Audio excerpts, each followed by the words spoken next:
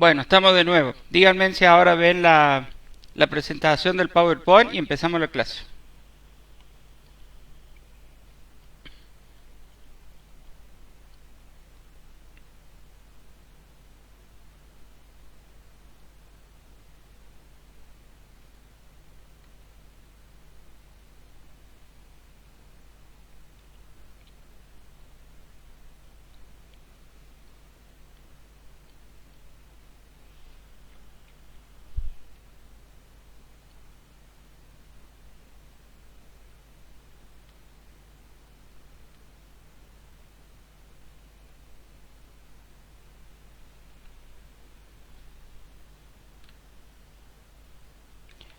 Bueno, no me escribe nadie.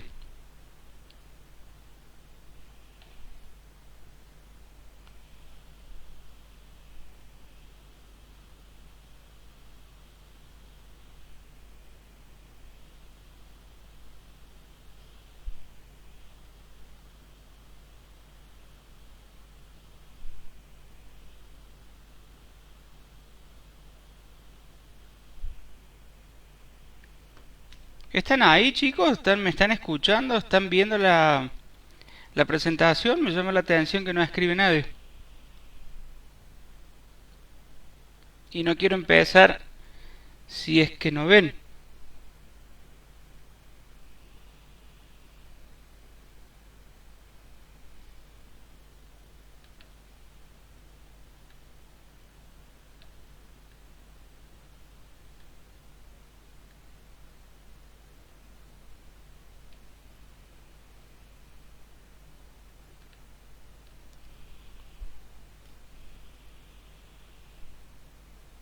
Qué extraño.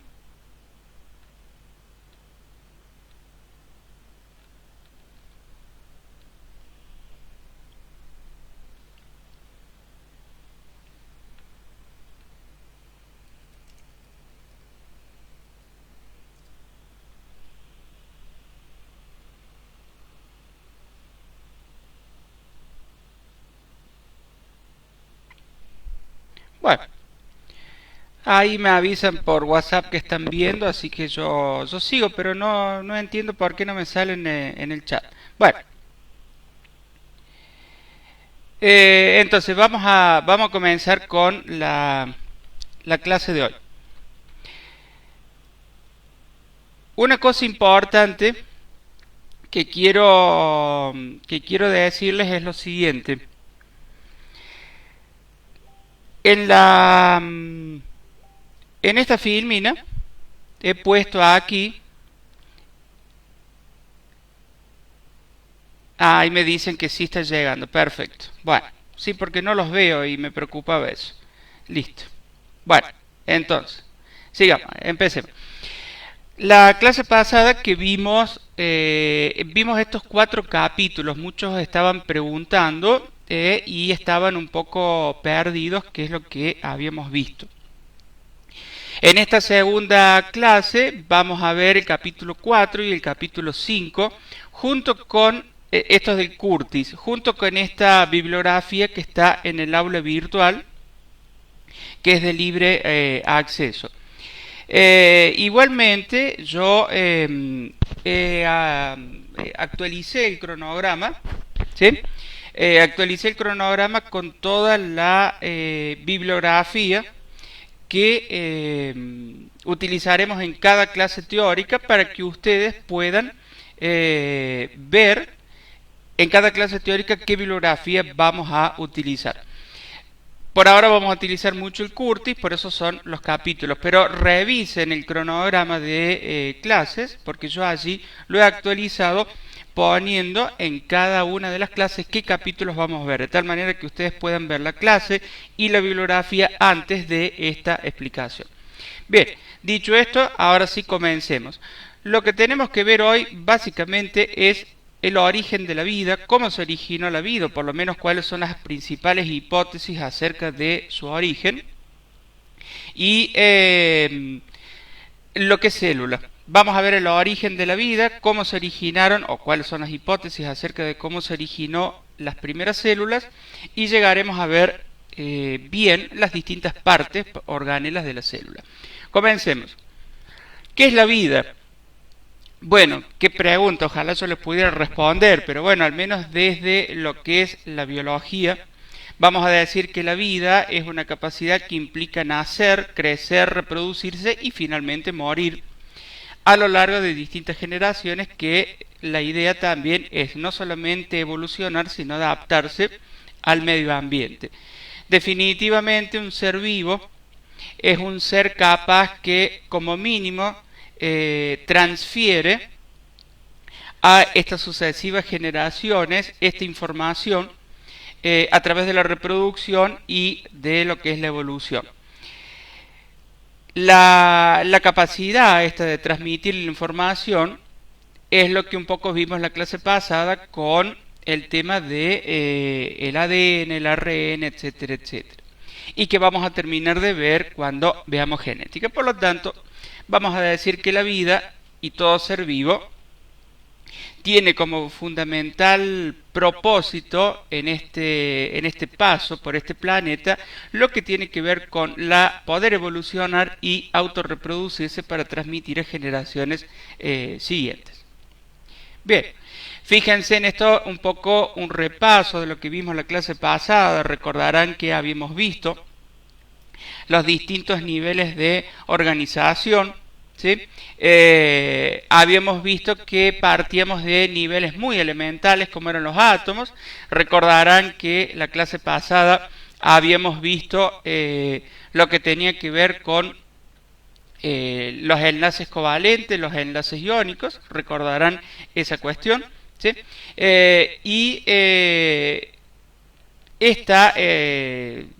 Estas uniones de los átomos llegaban a formar lo que eran las moléculas. Las moléculas, hoy nos vamos a concentrar en esta cuestión cuando veremos cómo forman las distintas organelas de la célula, y finalmente llegamos a la biosfera, que es aquello que finalmente nos cubre, por así decirlo, o nos protege a todos en la vida, o todos los seres vivos que habitamos este planeta. Comencemos con esta cuestión.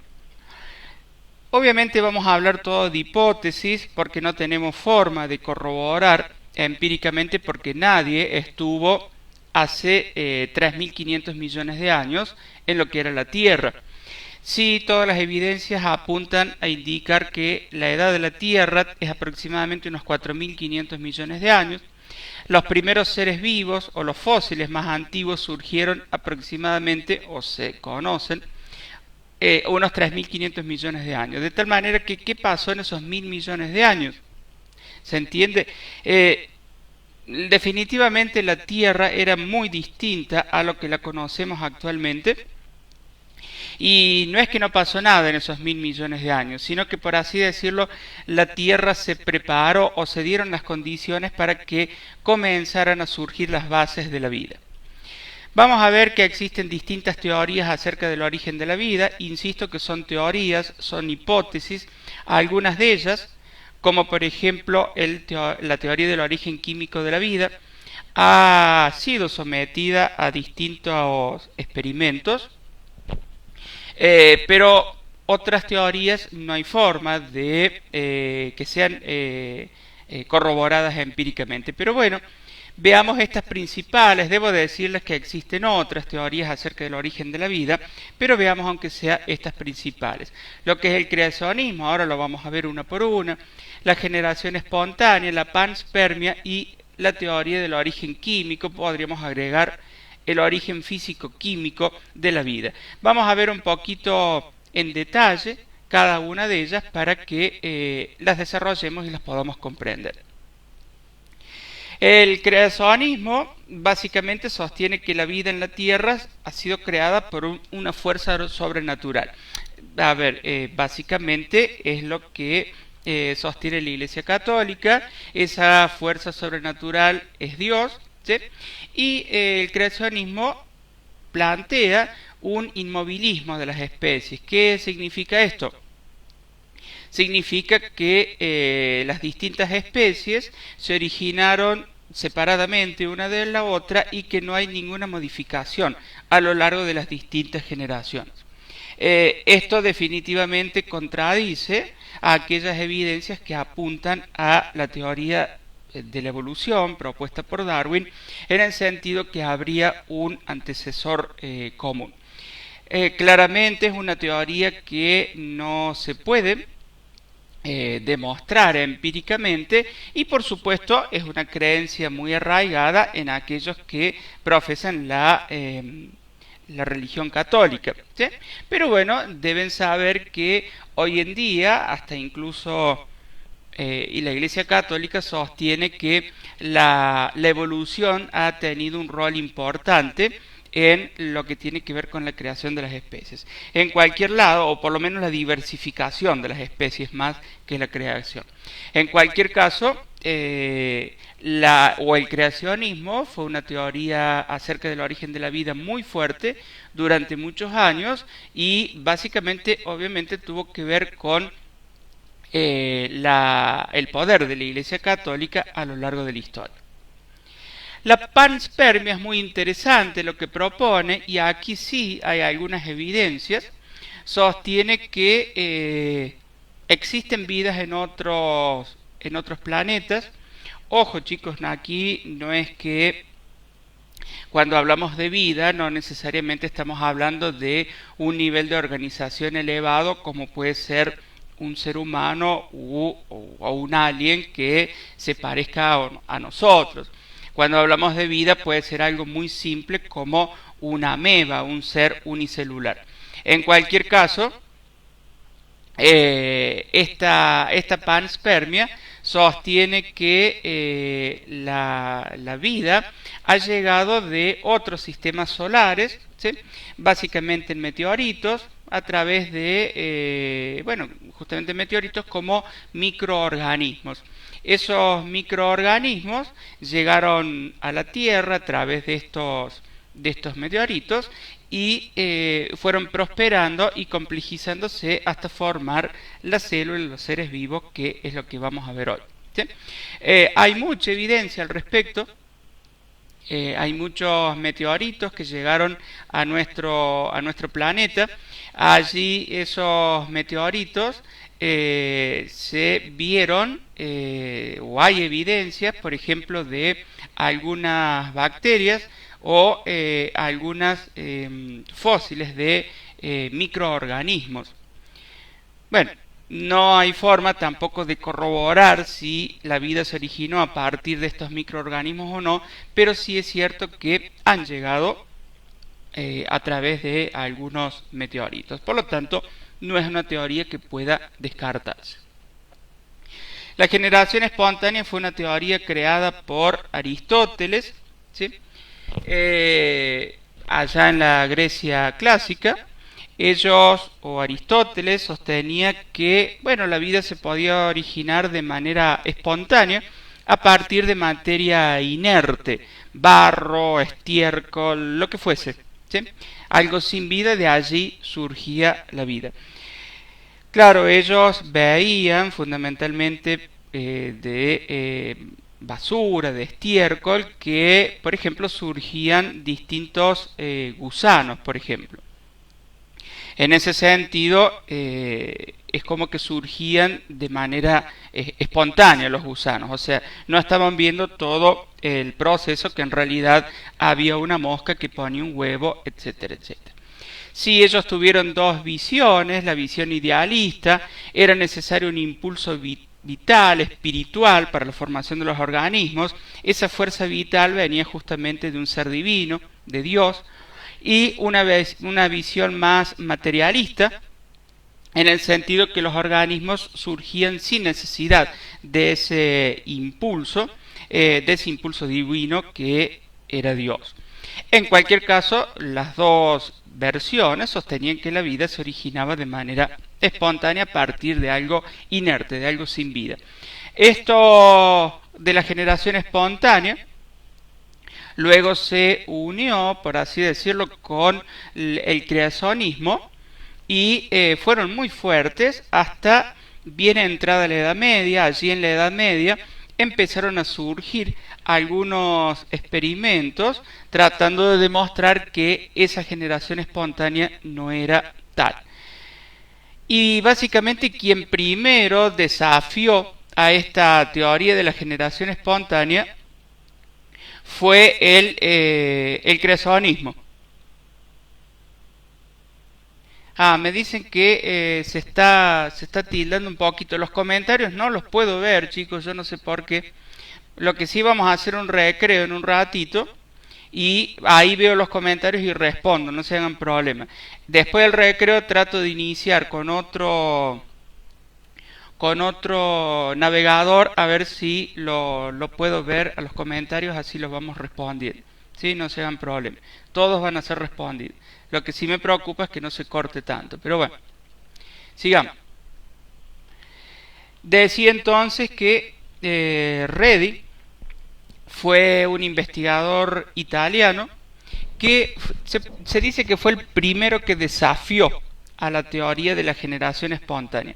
Básicamente, él intentaba demostrar empíricamente que la vida no se generaba de manera espontánea, sino que la vida se originaba a partir de otra vida. Así, él planteó un experimento muy simple. Fíjense en que puso carne en un frasco abierto. Ese frasco abierto, eso por un lado, y por el otro puso, a ver, que me están diciendo cómo habilitar los cosos, los comentarios, a ver si lo puedo habilitar. No, que no me sale eso. Bueno, yo los veo en el recreo, no se hagan problema, que a todos los vamos a ver. No se hagan problema.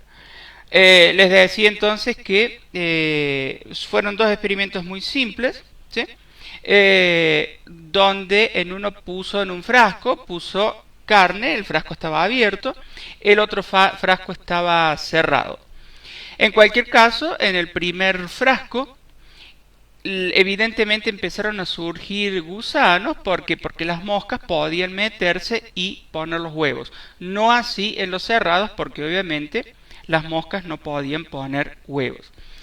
El problema de Redi, que finalmente no pudo demostrar que la teoría de la generación espontánea era incorrecta, no lo pudo demostrar. ¿Por qué?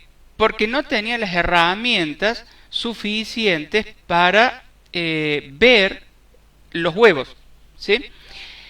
¿Qué pasó? No tenía los microscopios necesarios para justamente ver los huevos que ponían las moscas.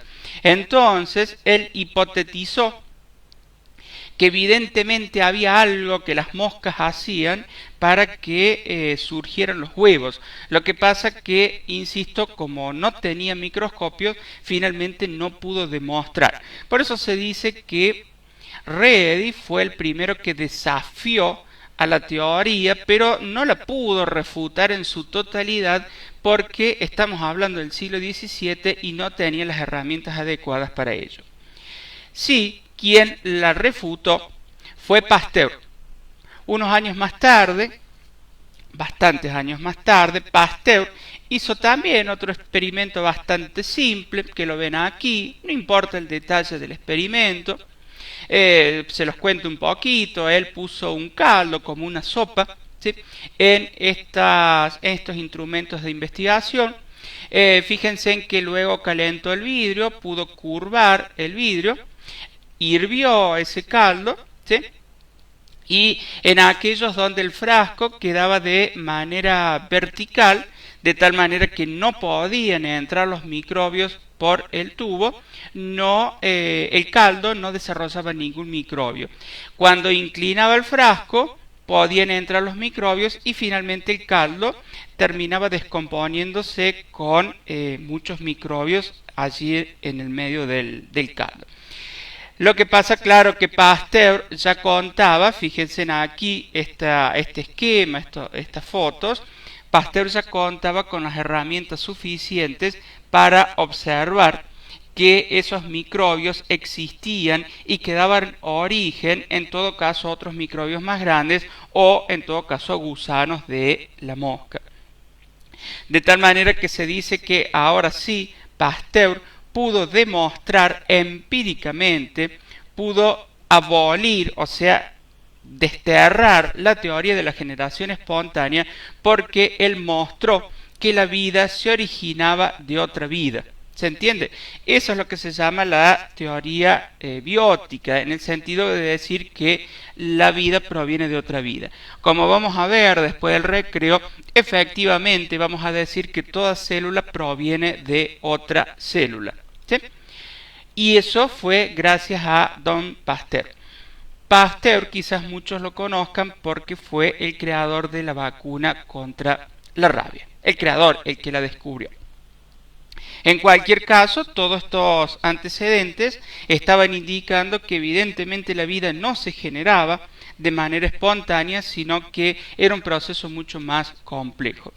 Hoy en día, la hipótesis que más se acepta a partir o acerca del origen de la vida es la llamada la teoría físico-química del origen de la vida, que fue propuesta por un químico ruso de apellido Parin y un inglés Haldane en 1923. Él fue el primero en proponer que la vida se había originado en una tierra primitiva hace muchos miles de años. ¿Sí? Recordarán que dijimos en esos 1.000 millones de años que algo había pasado y que definitivamente las condiciones de la Tierra no eran iguales a las que nos encontramos en la actualidad. Así las cosas, fíjense en que las condiciones de la atmósfera terrestre hace mucho tiempo definitivamente no eran las mismas que son ahora. Fíjense en que estaba formada por metano.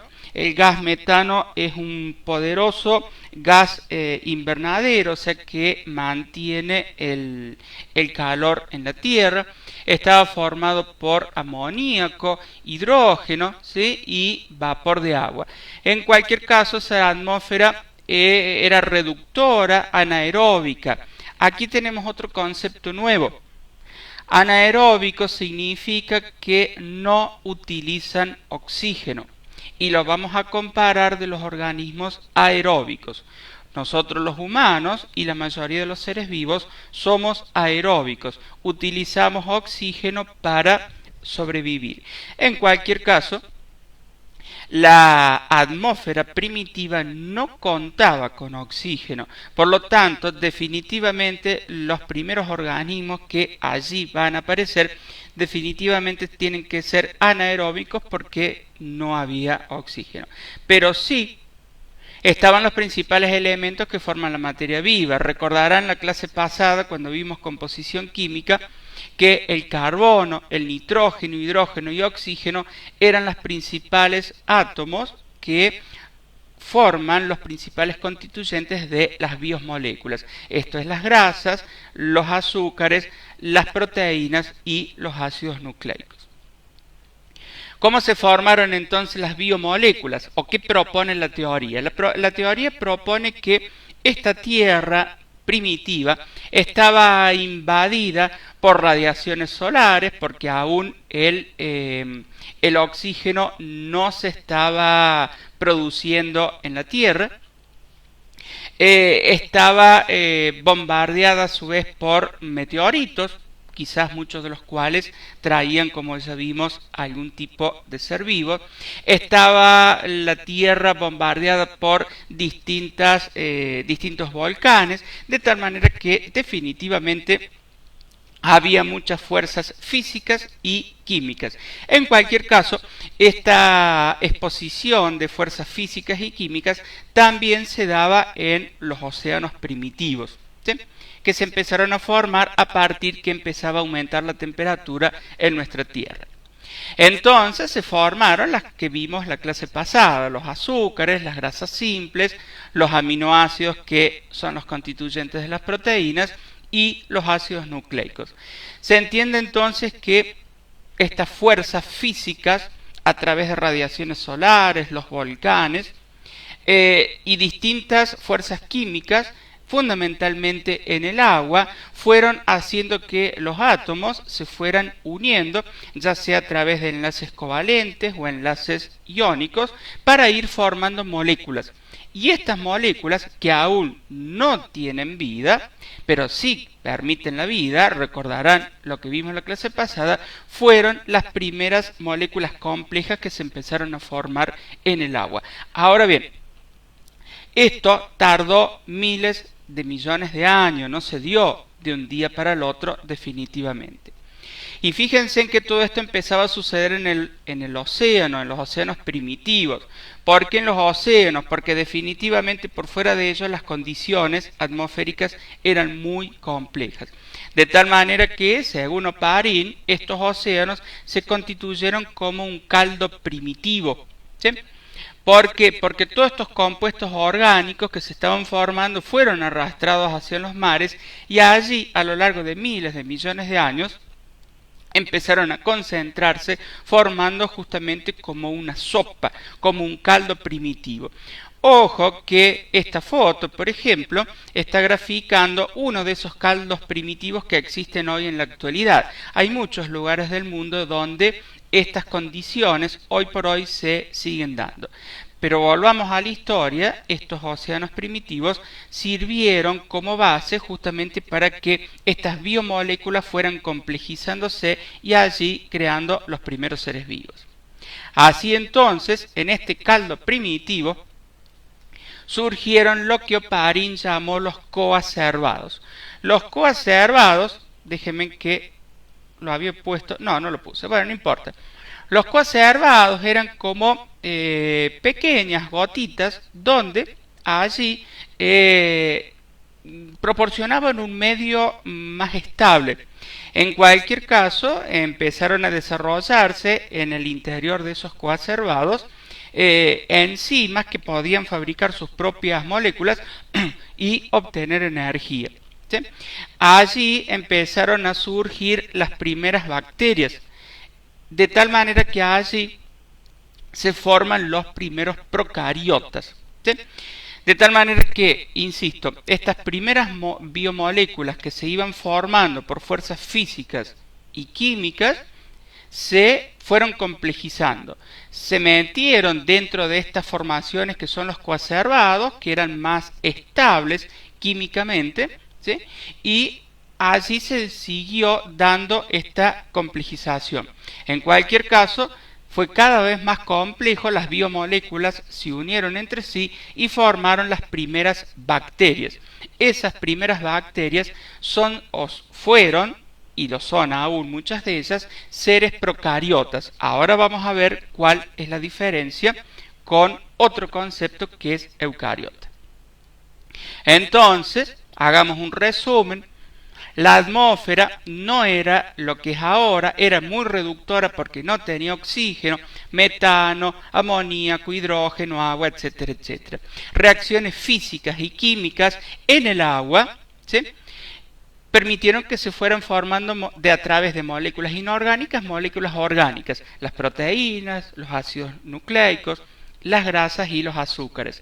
Dentro de los coacervados se formaron moléculas muy grandes, las macromoléculas, fundamentalmente las bacterias. Allí cabe recordar un nombre que lo vamos a ver ahora a continuación, y fueron las cianobacterias. Las cianobacterias fueron las primeras bacterias que empezaron a liberar oxígeno a nuestra atmósfera. Tuvieron un rol fundamental, como vamos a ver ahora a continuación.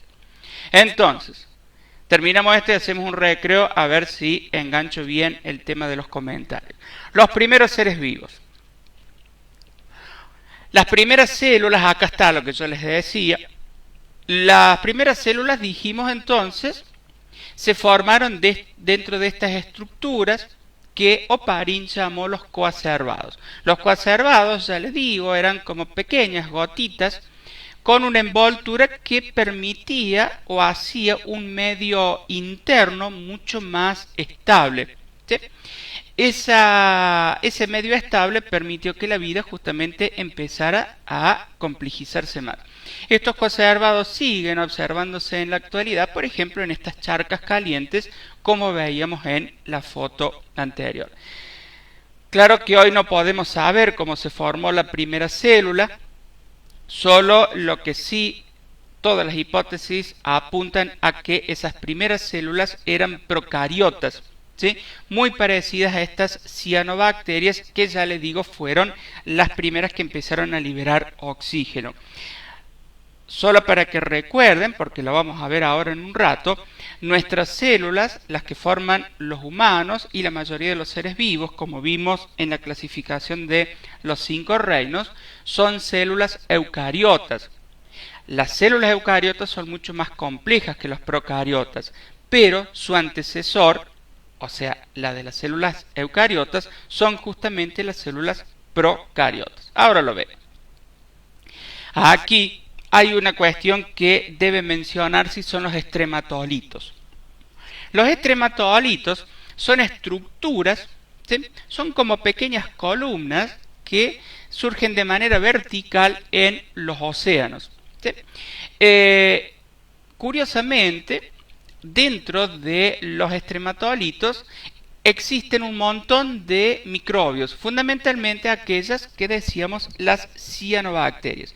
Fíjense en que los estrematolitos son la evidencia de vida más antigua que se conoce en la Tierra, porque los primeros fósiles que se han hallado tienen hasta 3.800 millones de años.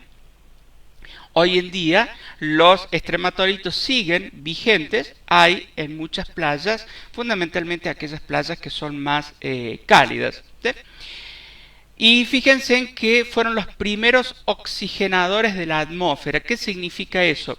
Que estos coacervados, ¿sí?, estaban dentro de estos estrematolitos y allí empezaron a surgir estas cianobacterias. ¿Cuál fue la característica de las cianobacterias? Que hacían fotosíntesis, ¿sí?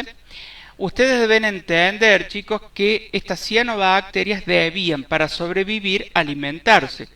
Y no había otro alimento disponible. Por lo tanto, vaya a saber por qué mecanismo desarrollaron la capacidad de la fotosíntesis. Ustedes saben que la fotosíntesis implica tomar el dióxido de carbono, lo cual había muchísimo en la Tierra, implica tomar la energía del sol, había muchísimo en la Tierra, distintos minerales y empezar a liberar oxígeno. En cualquier caso, se cree que este oxígeno empezó a ser liberado justamente hace aproximadamente unos 3.500 millones de años, y hace unos 2.500 millones de años allí fue un pico, por así decirlo, de oxígeno a nuestra atmósfera.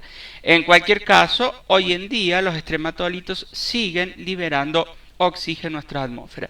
Ustedes deben tener en cuenta que este hecho de liberación del oxígeno por los estrematolitos fue un acontecimiento fundamental porque cambió el curso de la vida en nuestro planeta. Probablemente si no hubiese habido esta liberación de oxígeno, la vida hubiera seguido otro curso, ¿sí? La liberación de oxígeno marcó un curso específico para la vida tal cual la conocemos en la Tierra. De tal manera, entonces, vamos a decir que los primeros seres vivos fueron, ya dijimos, los protobiontes, ¿sí? Esos protobiontes básicamente fueron estas cianobacterias que ya dijimos que tenían un rol fundamental en la liberación del oxígeno.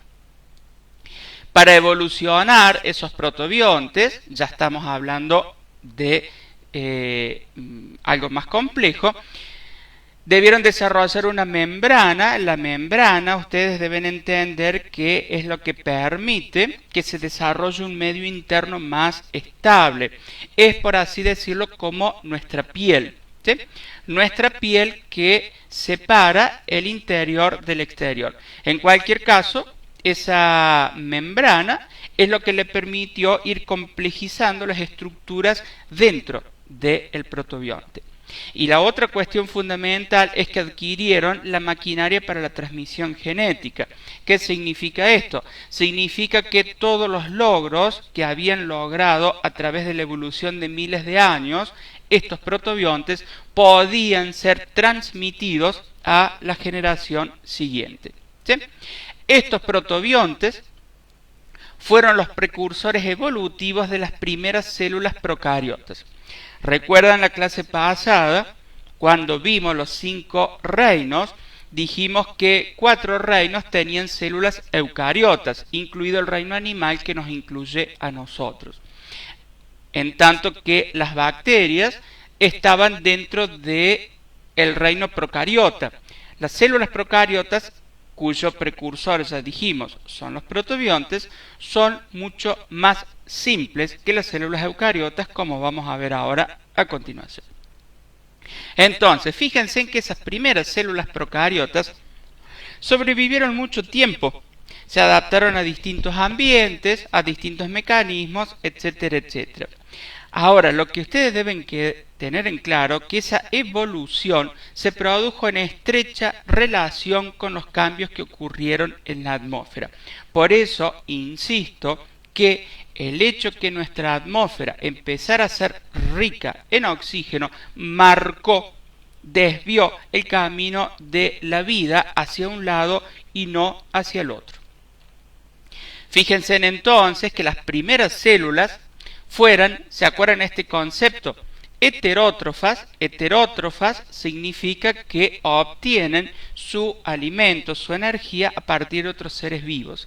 Y anaeróbicas, no utilizan el oxígeno. A ver, este caldo primitivo que era los océanos llenos de comida, proporcionaban el suficiente alimento para todos los seres vivos que estaban allí.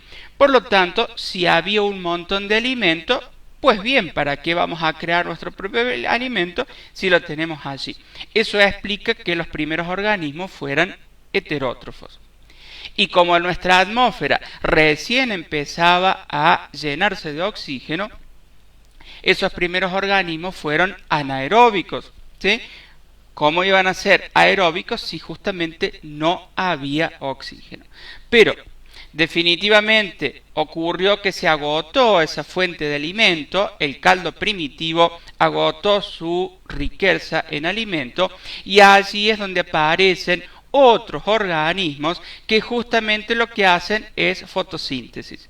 Las cianobacterias se complejizan, aparecen otros organismos que también empiezan a hacer fotosíntesis. Básicamente aparecen los precursores de las plantas, de tal manera que, ustedes recordarán, yo les dije que se cree que hace unos 2.500 millones de años es como que hay un pico de oxígeno en nuestra atmósfera. Ese pico de oxígeno se explica fundamentalmente por esta cuestión. Ante el agotamiento de las fuentes de energía del caldo primitivo, muchos organismos tenían dos opciones, o morir o sobrevivir. Si querían sobrevivir, definitivamente tenían que crear su propio organismo, su propia energía, disculpen. ¿Cómo lo lograron? A través de la fotosíntesis. De tal manera entonces que con esa fotosíntesis la liberación de oxígeno hacia la atmósfera se intensifica, la atmósfera deja de ser reductora y pasa a ser oxidante por el oxígeno, y eso es tal como persiste actualmente. Fíjense entonces cómo la liberación de oxígeno haciendo a la atmósfera oxidante y no reductora hizo que la vida siguiera un camino distinto al que podría haber surgido si no hubieran existido estos seres vivos. En cualquier caso, estas células procariotas, ¿sí?, son de tamaño pequeño, su ADN está desnudo. Desnudo significa que no tienen un núcleo que lo rodean. Aquí está justamente, no tienen un núcleo, no tienen organelas, que es todo lo que vamos a ver hoy, no tienen citoesqueleto, ahora lo vemos, y más que membrana tienen una pared celular que es mucho más simple. Y fíjense en que para reproducirse simplemente se parten en dos, bipartición. La clase que viene vamos a ver que las células eucariotas se reproducen, se dividen por un mecanismo llamado mitosis, que eso lo vamos a ver la clase que viene.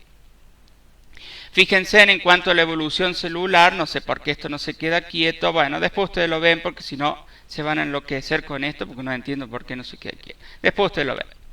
Bien, entonces, acá hay un concepto interesante que debe quedar muy claro. Vemos esto y vamos al recreo a ver si yo puedo arreglar esta cuestión.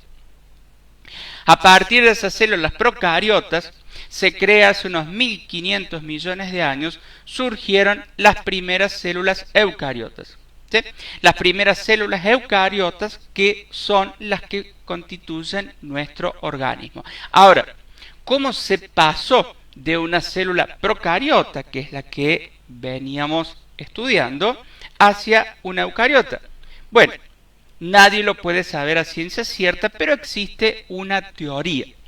La teoría se llama la teoría endosimbiótica. La teoría endosimbiótica explica o hipotetiza cómo ocurrió la evolución de una célula procariota, que es mucho más simple, a una célula procariota, que es mucho más compleja y es la que tenemos hoy en día como constituyente de la mayoría de los seres vivos. La célula procariota, aquí la tenemos, ya dijimos que era una célula muy simple. Era una célula que no podía producir su propio alimento, ¿sí? Era una célula heterótrofa que definitivamente necesitaba de otros seres vivos para sobrevivir. Por otro lado, teníamos bacterias, ¿sí?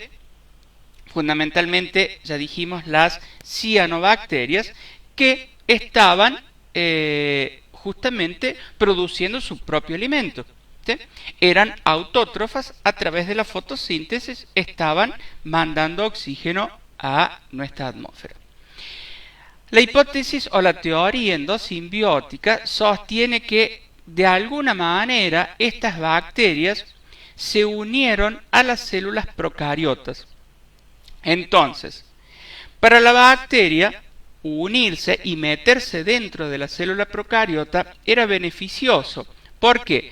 Porque la célula procariota le proporcionaba una membrana que la rodeaba, le permitía un medio interno muy estable y allí la bacteria aeróbica podía ejercer sus funciones y sobrevivir sin ningún problema.